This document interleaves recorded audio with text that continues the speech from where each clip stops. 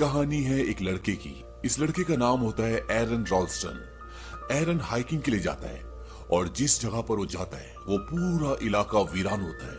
वहां पर दूर दूर तक कोई भी नहीं होता और जब वो हाइकिंग कर रहा होता है तभी उसे दो लड़कियां दिखती हैं। दरअसल ये लड़कियां अपना रास्ता भूल चुकी होती हैं। एरन बोलता है क्या मैं तुम्हारी कुछ मदद कर सकता हूँ, और वो उन दोनों के पास जाता है।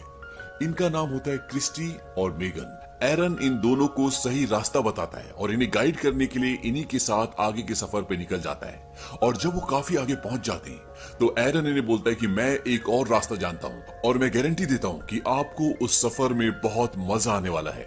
और ये तीनों के तीनों पहाड़ी दर्रों से आगे बढ़ना शुरू कर देते हैं। ये रास्ते बहुत पतले होते हैं और जब ये तीनों कुछ आगे पहुंचते हैं तो एरन वहां से कूद जाता है।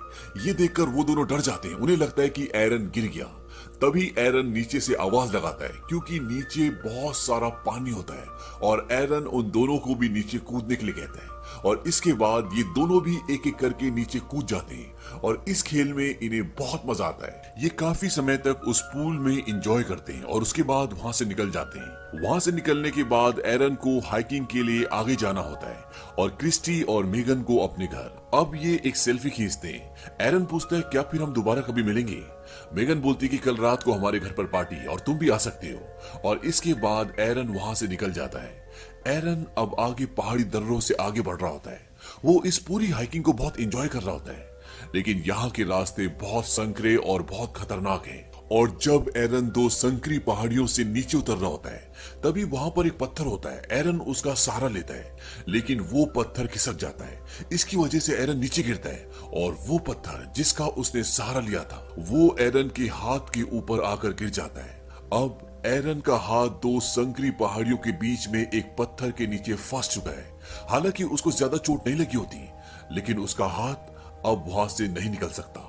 वो अपने हाथ को निकालने की बहुत कोशिश करता है, लेकिन उसकी सारी कोशिशें नाकाम हो जाती है। और जब उसको लगता है कि उसका हाथ अब यहाँ से नहीं निकल सकता तो वो मेगन और क्रिस्टी को जोर जोर से आवाजें लगाता है, लेकिन उसकी आवाज वहां से बाहर नहीं जा सकती क्योंकि ये संकरी पहाड़ियां हैं और यहाँ से आवाज बाहर पहुंचाना, वो भी इस वीराने में जहाँ कोसों दूर तक कोई इंसान, जानवर, पशु पक्षी का नामो निशान तक नहीं है, लगभग नामुमकिन है।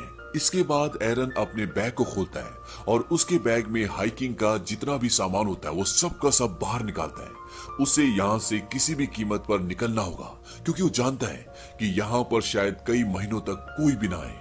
अब जो उसने यहाँ पर सामान निकाला होता है उसमें एक छोटा सा नाइफ भी होता है और वो उस नाइफ के जरिए चट्टान को साइड से तोड़ने की कोशिश करता है, लेकिन ये एक ठोस चट्टान है और इसके साथ साथ एरन का सीधा हाथ चट्टान के अंदर फंसा होता है। इसीलिए उसे उल्टे हाथ से काम करने में और भी परेशानी हो रही होती है, लेकिन फिर भी एरन हार नहीं मानता।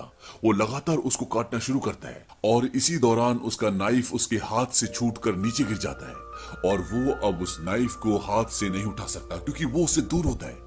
लेकिन फिर भी किसी तरह से एरन उस नाइफ को अपने तक खींच लेता है और एक बार फिर से वो चट्टान को काटना शुरू करता है, लेकिन वो इस काम में पूरी तरह से नाकामयाब रहता है और उसके नाइफ की धार भी पूरी तरह से खत्म हो जाती है। और अब रात हो जाती है और एरन को यहाँ पर फंसे हुए कई घंटे हो चुके हैं। उसे नहीं पता कि वो यहाँ से कैसे निकल सकता है, इसीलिए वो लगातार यहाँ से निकलने की, अपने हाथ को निकालने की कोशिश करता रहता है। और अब एरन को यहाँ पर फंसे हुए 25 घंटे हो जाते हैं, लेकिन अभी भी उसे निकलने का कोई रास्ता नहीं मिलता। इसके बाद वो अपने कैमरे को ऑन करता है और उसमें अपनी रिकॉर्डिंग करना शुरू करता है। वो बताता है कि पिछले 25 घंटों से मैं यहाँ पर फंसा हूँ और किसी को नहीं पता कि मैं यहाँ पर हूँ क्योंकि वो किसी को बिना बताए यहाँ पर आया होता है। वो ये भी बताता है कि उसके पास खाना बहुत कम है और पीने के लिए भी सिर्फ 400 से 500 ml पानी है। अब जब वो सब कुछ रिकॉर्ड कर रहा होता है तभी उसे ऊपर से कुछ आवाज आती है और उसे लगता है कि वहां पर कोई है और एरन जोर जोर से चिल्लाने लगता है, लेकिन उसके चीखने का, चिल्लाने का कोई फायदा नहीं होता क्योंकि वहां पर कोई होता ही नहीं है। और कुछ घंटों के बाद एक बार फिर से रात हो जाती है। एरन को भूख लगती है और उसके पास जो खाने का बचा कुचा सामान होता है वो उसे खाता है और तभी उसे याद आता है कि आज रात को क्रिस्टी और मेगन ने उसे बियर पार्टी में बुलाया था और वो उस पार्टी को इमेजिन करना शुरू कर देता है, अपने आप से बातें भी करता है। दरअसल अकेले में ये सब होना बहुत आम बात होती है और उसे वो पल भी याद आता है जब वो हाइकिंग के लिए सैटरडे को अपने घर से निकल रहा था। उसी दौरान उसकी मॉम का कॉल भी आता है, लेकिन वो उनका कॉल रिसीव नहीं करता। उन्हें नहीं बताता कि वो हाइकिंग के लिए जा रहा है। अगर शायद वो उन्हें बता देता तो हो सकता था कि वो उसे ढूंढते हुए यहाँ तक पहुंच जाती, लेकिन अब किसी को नहीं पता कि एरन कहां पर है।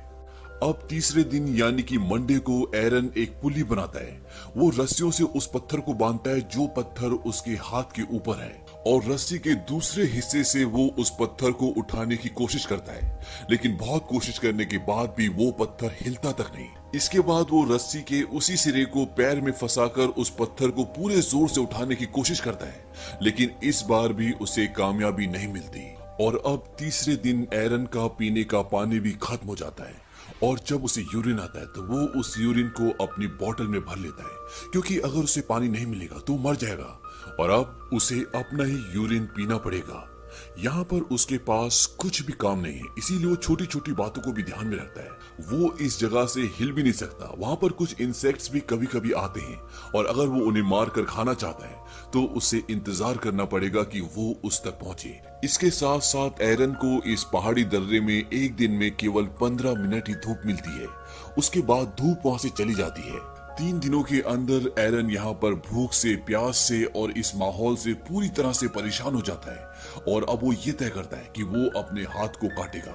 वो अपने हाथ को ऊपर से अच्छे से बांध लेता है और उसके पास जो नाइफ होता है वो उससे अपने हाथ को काटने की कोशिश करता है, लेकिन अब उसकी धार खत्म हो चुकी है, जिसकी वजह से उसके हाथ की पतली सी स्किन भी उस चाकू से नहीं कटती। इस बात से एरन को डिसअपॉइंटमेंट होता है और वो कैमरे में रिकॉर्ड करता है कि कभी भी चाइना के सस्ते टूल्स मत खरीदना, ये किसी काम के नहीं होते। और इस तरह से एक और दिन खत्म हो जाता है, रात हो जाती है।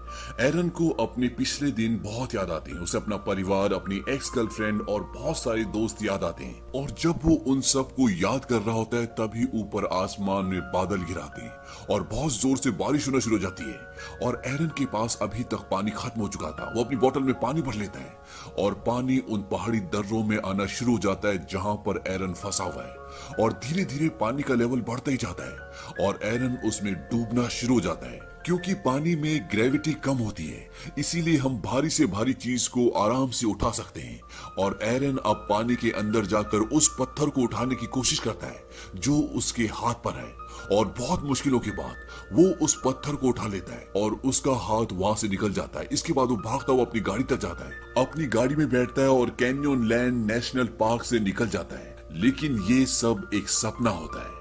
एरन अभी भी उस पहाड़ी दर्रे में फंसा हुआ है और वो जोर जोर से चिल्लाना शुरू कर देता है। उसे यहाँ पर काफी दिन हो चुके हैं, इसीलिए उसे अजीब अजीब सपने और साथ में हेल्यूसिनेशन भी होना शुरू हो जाते हैं। हेल्यूसिनेशन भ्रम को कहते हैं, जब सामने कुछ भी नहीं होता और आपको बहुत सारी चीजें दिखती हैं तो इसे हेल्यूसिनेशन कहा जाता है। एरन को इस जगह पर फंसे हुए 4 दिन हो चुके हैं और ये उसका 5वां दिन होता है, इसीलिए उसका बिहेवियर बहुत चेंज हो जाता है। वो अपने आप से बातें करता है, कमेंट्री करता है और उसमें ये बताता है कि अगर मैंने अपनी मॉम का कॉल रिसीव करके उन्हें बताया होता कि मैं इस जगह जा रहा हूँ तो शायद आज मैं यहाँ पर फंसा हुआ नहीं होता। और जिस शॉपकीपर से उसने हाइकिंग का सामान लिया था उसने उसे भी कुछ नहीं बताया था। अगर शायद वो उसे भी कुछ बता देता तो हो सकता था उसकी मिसिंग रिपोर्ट वो करवा देता और कोई उसे यहाँ पर ढूंढने आ जाता। एरन अपनी मॉम और डैड को कहता है कि मैं तुमसे बहुत प्यार करता हूँ और वो ये सब इसलिए रिकॉर्ड कर रहा होता है क्योंकि अब उसकी खुद भी यहाँ से निकलने की उम्मीदें टूट चुकी हैं। वो प्यासा है, वो भूखा है, उसके शरीर में जान नहीं है और ये बहुत बड़ा पत्थर जिसे वो हिला भी नहीं सकता। उसने एरन की पूरी जिंदगी को इस पहाड़ी दर्रे में रोक कर रख दिया है। अब एरन एक बार फिर से अपने हाथ को बांधता है और वो चाकू जिसकी धार पूरी तरह से खत्म हो चुकी है, इस बार वो उससे अपने हाथ को काटने की कोशिश नहीं करता बल्कि उस चाकू की फ्रंट साइड को अपनी स्किन के अंदर गाड़ना शुरू करता है और चाकू उसकी हड्डी तक टच हो जाता है, उसके हाथ से खून निकलना शुरू हो जाता है। लेकिन इससे आगे एरन कुछ भी नहीं कर पाता और इस तरह से एक दिन और निकल जाता है और छठे दिन एरन अब बहुत कमजोर हो चुका है और अगर अब वो यहाँ से नहीं निकला तो वो बच नहीं पाएगा। एरन कहता है कि शायद ये पत्थर जिंदगी भर मेरा ही इंतजार कर रहा था।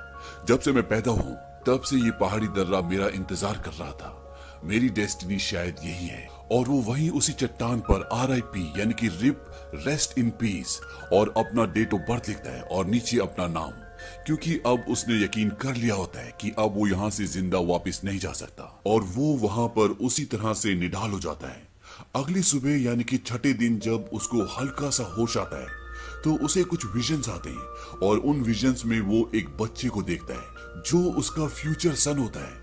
और अपने बच्चे के साथ वो देखता है कि वो खेल रहा है और तभी उसके अंदर एक आत्म शक्ति आती है और वो अपने फंसे हुए हाथ को ऑपोजिट साइड पुश करना शुरू करता है और अपने हाथ की हड्डी को तोड़ देता है। और इसके बाद जो उसके पास चाकू होता है उस पर उसने धार लगा ली होती है और धीरे धीरे वो अपने हाथ को काटना शुरू करता है और इस तरह से वो अपने हाथ को अपने शरीर से अलग कर देता है। और आज छठे दिन अपने हाथ का बलिदान देने के बाद एरन अपने आप को इस पत्थर से, इस दर्रे से आजाद कर पाता है। वहां से निकलने से पहले वो अपने हाथ की फोटो भी खींचता है, उस हाथ की जो अभी भी उस पत्थर में फंसा हुआ है। अब एरन बहुत मुश्किल से इस पहाड़ी दर्रे से बाहर निकलता है और बाहर निकलने के बाद वो देखता है कि वहां पर बारिश का कुछ पानी जमा होता है। एरन उस जगह पर जाता है और बहुत सारा पानी पीता है, क्योंकि पिछले 6 दिनों से एरन ने न खाना खाया और न अच्छे से पानी पिया है, इसीलिए वो जी भर के पानी पीता है। और इसके बाद वो वहां से आगे निकलता है और उसे आसमान में उड़ता हुआ वो रिवन भी दिखता है जिसे हर रोज वो उस पहाड़ी दर्रे से देखता था। आज वो खुद भी उस रेवन की तरह आजाद हो चुका है। लेकिन अभी भी कैनियन लैंड्स नेशनल पार्क से निकलना इतना आसान नहीं है, क्योंकि ये एक बहुत बड़ा बियड़ है। लेकिन एरन अपनी आत्मशक्ति को नहीं खोता।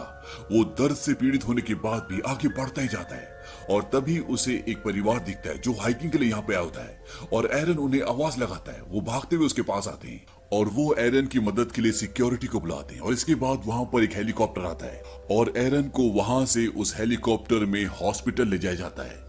कुछ समय बाद एरन बिल्कुल ठीक हो जाता है और एरन ने जो अपने बच्चे के विजन्स देखे थे आगे चलकर वो सच होता है। 3 साल बाद एरन एक लड़की से मिलता है जिसका नाम जेसिका होता है और इन दोनों की शादी हो जाती है और इसके बाद एरन का एक बेटा होता है जिसका नाम लियो होता है। एरन ने इन 6 दिनों में मौत को बहुत नजदीक से देखा, लेकिन उसके बाद भी एरन अपना पैशन नहीं छोड़ता। वो अभी भी क्लाइंबिंग करता है और वो जहां भी जाता है वो वहां पर ये नोट जरूर लिखता है कि वो कहां जा चुका है।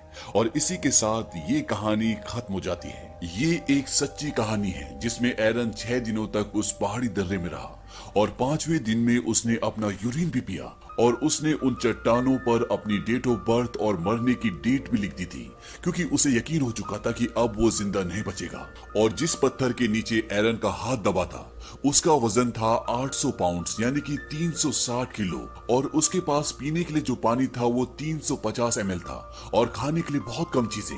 लेकिन उसने अपना संयम नहीं छोड़ा, हिम्मत नहीं हारी और इसीलिए वो 5 दिनों तक सरवाइव कर पाया। और छठे दिन में जब उसको ऐसा लगा कि अब वो नहीं बचेगा तो किसी अनजानी शक्ति ने उसका साथ दिया और उसे अपने फ्यूचर सन के विजन्स आए जिससे उसे शक्ति मिली और वो वहां से निकलने में कामयाब हो गया। एरन ने अपने एक इंटरव्यू में ये भी बताया था कि अगर उसने अपना हाथ पहले काट दिया होता तो शायद उसका इतना ज्यादा खून बह जाता कि इससे पहले कि कोई उसे ढूंढता उसकी मृत्यु हो जाती। और जिस वक्त उसने अपना हाथ काटा अगर वो उस वक्त नहीं काटता तो तब भी वो उस पहाड़ी दर्रे में फंसकर हमेशा के लिए मर जाता। एरन ने जब छठे दिन अपना हाथ काटा तो उसका पल्स रेट बहुत कम था, उसके शरीर में बहुत कमजोरी थी, इसीलिए उसका खून इतना ज्यादा नहीं बहा। और हाथ कटने के बाद भी 4 घंटों तक एरन उस वीराने में भटकता रहा। ये घटना घटी थी 26 अप्रैल सन 2003 को और इस घटना पे फिल्म बनी थी 2010 में जो कि एक कामयाब फिल्म थी। और इस फिल्म का नाम 127 आवर्स इसलिए है क्योंकि वो 127 घंटों तक उस पत्थर के नीचे उस दर्रे में फंसा हुआ था। उम्मीद करते हैं कि ये कहानी आपको पसंद आई होगी।